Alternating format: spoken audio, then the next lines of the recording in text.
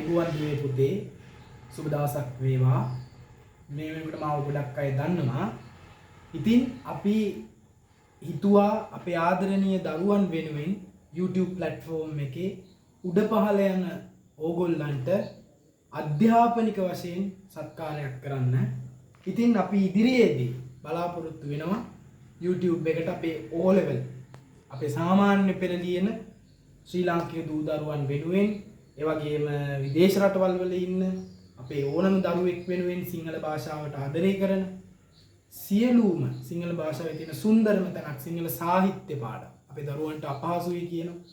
ඒ පාඩම් හරි ලස්සනට රස කරලා රහට YouTube අවකාශය ඔබට නරඹන්න පාඩම් පැකේජ් එකක් හඳුන්වා දෙන්න.